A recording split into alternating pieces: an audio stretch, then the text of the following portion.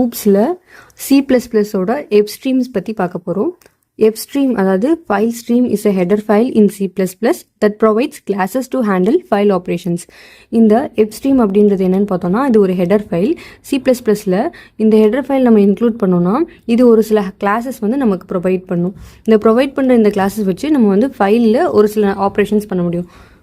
It acts as a bridge between the program and external files, allowing developers to read from and write data to a storage device using stream-based logic. So இது என்னன்னா நம்ம ப்ரோக்ராமுக்கும் வெளியே எக்ஸ்டர்னலாக இருக்கிற ஃபைலுக்கும் வந்து ஒரு bridge மாதிரி act பண்ணும். இந்த பிரிட்ஜ் மாதிரி ஆக்ட் பண்ணி நம்ம டெவலப்பர்ஸ்க்கெல்லாம் எதுக்கு ஹெல்ப் பண்ணணும்னு பார்த்தோம்னா அந்த ஃபைலில் வந்து ஒரு டேட்டாவை எழுதுறதுக்கும் இல்லைனா அதில் என்ன இருக்குன்றதை ரீட் பண்ணுறதுக்கும் வந்து பயங்கர ஹெல்ப் பண்ணும்.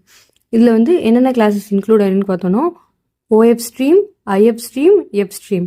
OF ஸ்ட்ரீம் அப்படின்னா அவுட்புட் ஸ்ட்ரீம். இதை வச்சு என்ன பண்ண முடியும்னா ஒரு ஃபைலை க்ரியேட் பண்ணவோ அதில் எழுதவோ முடியும். IF ஸ்ட்ரீம் அப்படின்னா இன்புட் ஸ்ட்ரீம் அப்படின்னு அர்த்தம். இதை வச்சு நம்ம என்ன பண்ணோம் ஃபைல்ஸ்லேருந்து ரீட் பண்ண முடியும். ஃபைல்ஸில் என்ன கண்டென்ட் இருக்குது அப்படின்றத நம்மளால் ரீட் பண்ண முடியும். F ஸ்ட்ரீம் அப்படின்னா ஜென்ரல் பர்பஸ் ஸ்ட்ரீம். இதை வச்சு நம்ம வந்து எழுதவும் முடியும், வாசிக்கவும் முடியும். ஃபைலில் என்ன இருக்குது அப்படின்றத வாசிக்கவும் முடியும். நெக்ஸ்ட்டு பார்த்தோன்னா காமன் ஃபைல் மோட்ஸ். இந்த காமனாக என்னென்ன ஃபைல் மோட்ஸ் நம்ம யூஸ் பண்ணுறோன்னு பார்க்க போகிறோம். iOS இன் அப்படின்னு யூஸ் பண்ணோன்னா இதை ரீடிங் பர்பஸ்க்காக மட்டும் ஓப்பன் பண்ணுறது. இதாவது IF ஸ்ட்ரீமோட டிஃபால்ட்டாகவே இதுதான் இருக்கும். அதே வந்து அவுட் யூஸ் பண்ணோன்னா டிஃபால்ட்டாக வந்து ரைட்டிங்காக தான் யூஸ் பண்ணுறோன்னு அர்த்தம். அதாவது ஆஃப் ஸ்ட்ரீமில் அதாவது OF ஸ்ட்ரீமில் இது டிஃபால்ட்டாக இருக்கும். iOS APPன்னு போட்டோன்னா அப்பெண்ட் மோட் ஸ்டார்ட் ஆயிடும். அதாவது அப்பெண்ட் மோட்னா ஃபைலோட எண்டிங்கில் நம்ம என்ன எழுதுகிறோமோ அது போய் ஆட் ஆகும். நெக்ஸ்ட்டு iOS ATEனா ஒரு அட் த எண்ட் அப்படின்னு ஞாபகம் வச்சுக்கோங்க. ATEனா அட் த எண்ட் அந்த மாதிரி ஞாபகம் வச்சுக்கோங்க. நம்ம வந்து ஒரு என்ன விஷயம் பண்ணாலும் ஒரு மூவ் பண்ணுறதோ இல்லை ஓப்பன் பண்ணுறதோ எல்லாமே அந்த எண்டில் வந்து நம்மளால் கண்ட்ரோல் பண்ண முடியும்.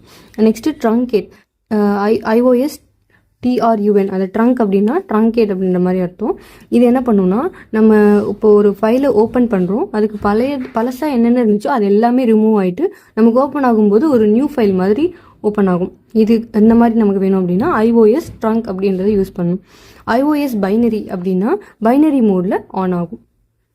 ஸோ இதை பற்றி டீட்டெயிலாக 12 மார்க்குக்கு இன்னொரு வீடியோ இருக்குது, அதில் இன்னும் டீட்டெயில்டாக இருக்கும். Okay, thank you.